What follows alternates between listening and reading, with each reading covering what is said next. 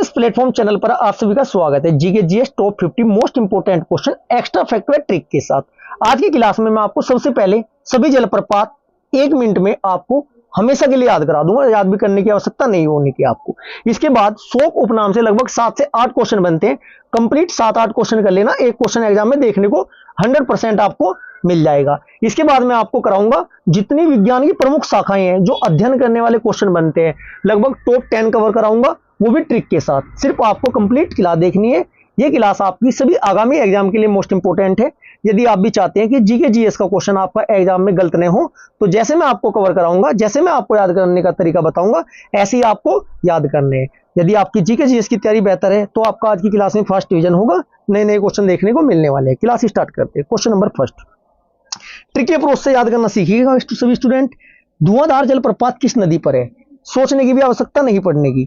धुआं, अब एक बार बता दो, धुआं जो निकलता है नरम लकड़ी में से निकलेगा, सूखी लकड़ी में से निकलेगा? सर गिल्ली जो लकड़ी होगी ना नरम, उसमें से धुआं निकलेगा। इसका मतलब नरम से क्या बनता है? धुआंधार जलप्रपात आपका नर्मदा नदी पर स्थित है। और किस राज्य में? मध्य में से निकलता है जी, उसके लकड़ी के मध्य में से तो निकलता है जो धुआं। मध्य बोले तो आपका मध्य प्रदेश, जबलपुर। इतना याद हुआ। एक क्वेश्चन जलप्रपात का बनता है, यहीं पर मैं आपको इसी स्लाइड में कवर कराऊंगा। शिव समुद्र जलप्रपात, शिव समुद्र जलप्रपात। अब एक बार बताओ, समुद्र का जल है ना, वेरी हो रहा है, वेरी वेरी मतलब बढ़ता जा रहा है। वेरी से कौन सी नदी बनती है ये बता दो साहब, वही राइट आंसर होगा। सर वेरी से तो कावेरी नदी बनती है। शिव समुद्र जलप्रपात किस नदी पर है? कावेरी नदी पर। और समुद्र का जल ना नाटक करता है, कभी बाहर तट की साइड आता है, फिर वापसी चला जाता है, फिर बाहर आता है, फिर वापसी चला जाता है। इसका मतलब नाटक का मतलब क्या हुआ आपका? किस राज्य में स्थित है ये? आपका कर्नाटक राज्य में स्थित है। क्लियर है। एक क्वेश्चन बनता है आपका, जोग या गोरसोप्पा किस नदी पर है जलप्रपात? जोग, जोग गोरसोप्पा सबसे ऊंचा है जी ये। जोग, जोग होती है जो नाली में होती है, नाली में उसमें जोड़ वगैरह में हो जाती है, गांव में जिसमें गाय भैंस नहाती है। जोग, जोग किसके चिपटी थी बच्चों? एक शराबी का चिपटी थी। शराबी बोले तो किस नदी पर है? शरावती नदी पर। और वो नाटक कर रहा था, नाटक बोले तो ये भी कर्नाटक राज्य में स्थित है। एक क्वेश्चन आता है आपका, गोकाक जलप्रपात, ये आपका गोकाक नदी पर है, कर्नाटक में।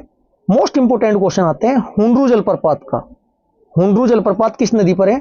ये आपका स्वर्णरेखा नदी पर है। और किस राज्य में है? झारखंड राज्य में है। क्लियर है जी।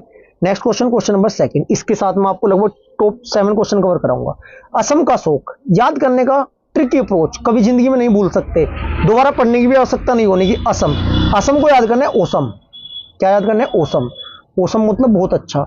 जो हमारा है ना बच्चों, हमारा पुत्र है ना ओसम है। हमारा पुत्र, पुत्र सभी को ओसम लगता है अपना पुत्र।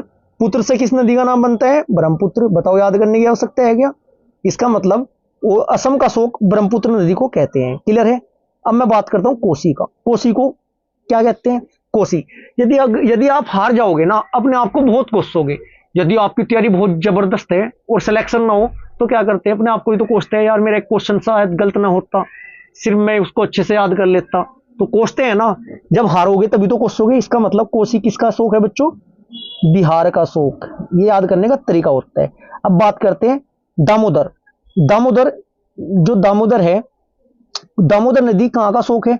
गाल पे ना दम लगा के मारा था, गाल पे ना थप्पड़ बहुत दम लगा के मारा था। इसका मतलब गाल बोले तो बंगाल। बंगाल का शोक किस नदी को कहा जाता है? दामोदर नदी को कहा जाता है। और ये जो ब्राह्मणी नदी है, ब्राह्मणी नदी कहां का शोक है? ये आपका ओडिशा का शोक भी इसको कहा जाता है। 3 क्वेश्चन और बनते हैं यहां से। केरल की जीवन रेखा किस नदी को कहा जाता है? ये आपका पेरियार नदी को कहा जाता है।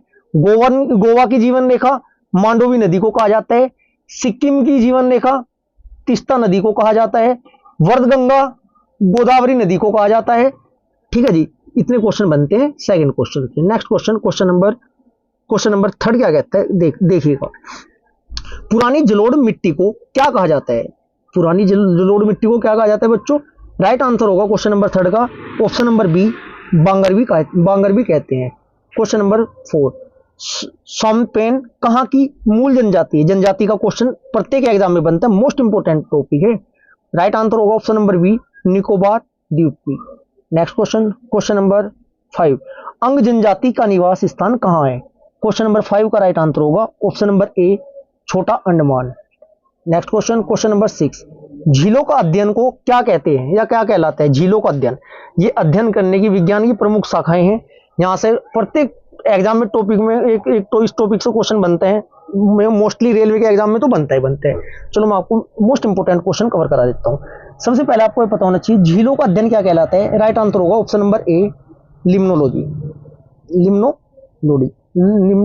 लिम्नोलॉजी। पेडोलॉजी किसे कहते हैं? मिट्टी का अध्ययन। ठीक है जी।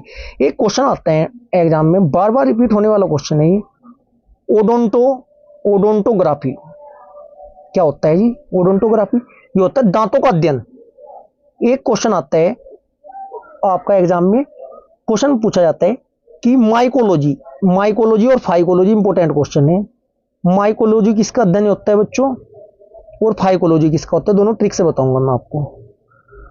फाइकोलॉजी, अच्छा एक बार बताओ, माई को बता दिया, माई मतलब माता, हम पूछ रहे माई को बता दिया, आप बोलोगे कब का बता दिया? कब का मतलब कवकों का अध्ययन, कवक का अध्ययन क्या कहलाता है? माइकोलॉजी। और सेवालों का अध्ययन क्या कहलाता है? सेवालों का अध्ययन क्या कहलाता है? फाइकोलॉजी कहलाता है। एक क्वेश्चन आता है सेरिकल्चर किसका अध्ययन होता है बच्चों? रेशम उत्पादन। इस शाखा के अंतर्गत क्या होता है? रेशम के कीड़ों का पालन का, उनका उत्पादन का अध्ययन होता है। क्लियर है जी। एक आता है हिम्नोलॉजी, नींद का अध्ययन। टॉक्सिकोलॉजी, विष का अध्ययन। कस्मोलॉजी, ब्रह्मांड का अध्ययन। क्लियर है जी।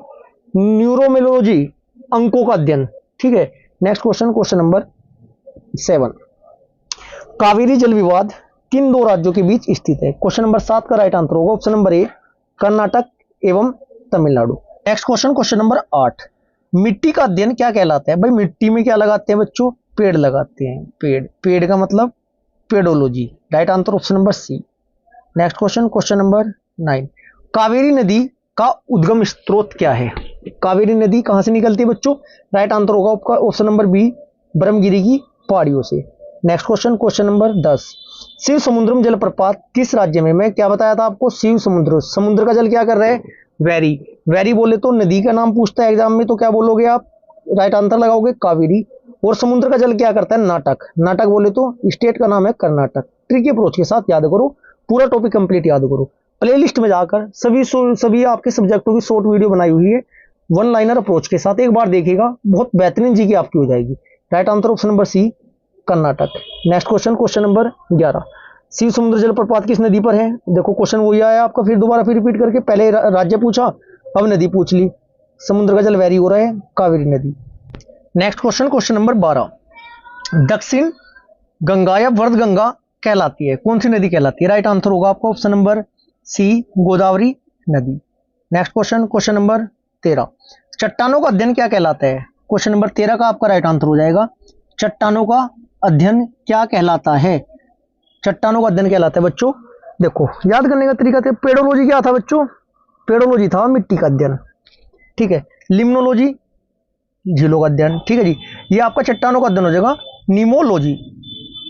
नेक्स्ट क्वेश्चन नंबर 14, भारत की जलवायु है, भारत की जलवायु कैसी है? राइट आंसर होगा ऑप्शन नंबर ए, उष्ण कटिबंधीय मानसूनी।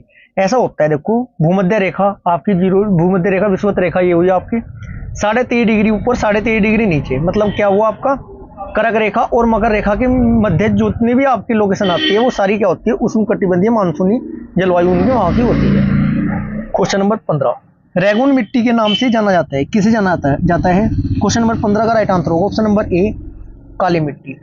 नेक्स्ट क्वेश्चन नंबर 16, गुजरात की जीवन रेखा कहलाती है, गुजरात की जीवन रेखा कहलाती है किस नदी? कौन सी नदी? नर्मदा नदी। नेक्स्ट क्वेश्चन नंबर 17, चिल्का किस प्रकार की झील है? चील उड़ी बोलो तो सबसे पहले तो आपको पता होना चाहिए चिल्का झील किस राज्य में है? उड़ीसा राज्य में है। क्वेश्चन नंबर 17 का आपका राइट आंसर होगा ऑप्शन नंबर डी, एक लैगून झील है। नेक्स्ट क्वेश्चन नंबर 18, विश्व का सबसे बड़ा मानव निर्मित झील कौन सी है? क्वेश्चन नंबर 18 का आपका राइट आंसर होगा ऑप्शन नंबर ए, मिड झील। नेक्स्ट क्वेश्चन नंबर 19, ओडिशा का शोक किस नदी को कहा जाता है? क्वेश्चन नंबर 19 का आपका राइट आंसर हो जाएगा ऑप्शन नंबर बी, ब्राह्मणी नदी। कोसी नदी बिहार का शोक, ब्रह्मपुत्र नदी असम का शोक। नेक्स्ट क्वेश्चन नंबर 20, शिप्रा किसकी सहायक नदी है? क्वेश्चन नंबर 20 का आपका राइट आंसर होगा ऑप्शन नंबर सी, चंबल की। नेक्स्ट क्वेश्चन नंबर 21, चाय की खेती के लिए सबसे उच्चतम मिट्टी है? क्वेश्चन नंबर 21 का आपका राइट आंसर होगा ऑप्शन नंबर सी, लेटेराइट मिट्टी। Next question, question number 22, Andaman Nicobar की सबसे ऊंची चोटी है।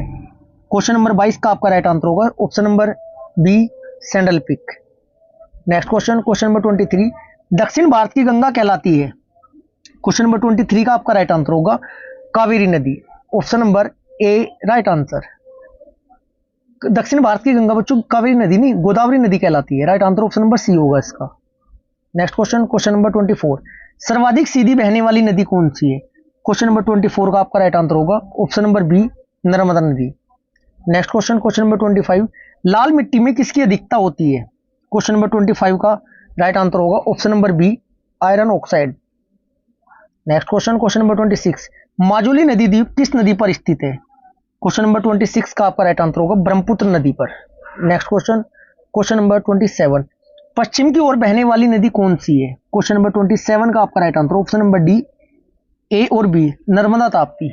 इसे याद रखना समानता से, 4 नदियां हैं, 2 मैं आपको बताता हूं एक्स्ट्रा। समानता से आपका साबरमती, साबरमती, मैसा आपका माही, नैसा आपका नर्मदा, तैसा आपका ताप्ती। 4 है जो पूर्व से पश्चिम की ओर बहती है।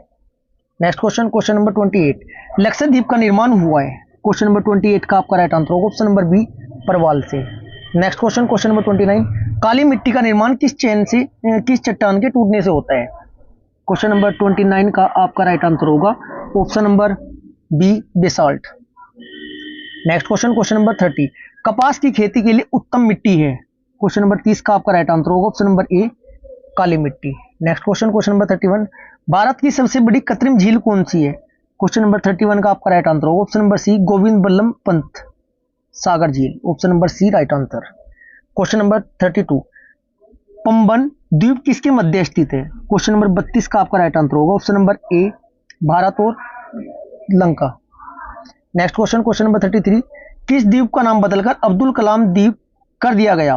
क्वेश्चन नंबर 33 का आपका राइट आंसर होगा ऑप्शन नंबर बी, व्हीलर द्वीप। Next question, question number 34, Tamil Nadu के तट को या कोरोमंडल तट पर जाड़े के दिनों में वर्षा किस मानसून के कारण होती है। क्वेश्चन नंबर 34 का राइट आंसर होगा ऑप्शन नंबर ए, उत्तर पूर्वी या लौटते हुए मानसून की। केरल की साइड क्या होता है बच्चों, आता हुआ मानसून होता है, और वापसी जब सर्दी के मौसम में जाता है तमिलनाडु की साइड से होकर जाता है, उसे लौटता हुआ मानसून कहते हैं। क्वेश्चन नंबर 35, भारत में अधिकांश वर्षा होती है आते हुए मानसून से। बोले तो 35 का राइट आंसर होगा ऑप्शन नंबर बी, दक्षिण पश्चिम मानसून से, जो केरल की साइड से एंट्री करता है।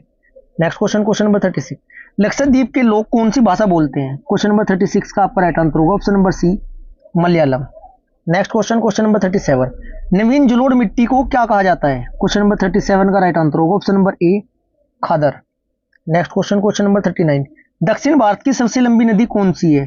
क्वेश्चन नंबर 38 का आपका राइट आंसर होगा ऑप्शन नंबर डी, गोदावरी नदी। क्वेश्चन नंबर 39, बिहार का शोक किस नदी को कहा जाता है। हारने के बाद कोस्ता है, कोस्ते बोलो। 39 का right answer option number D, Kosi.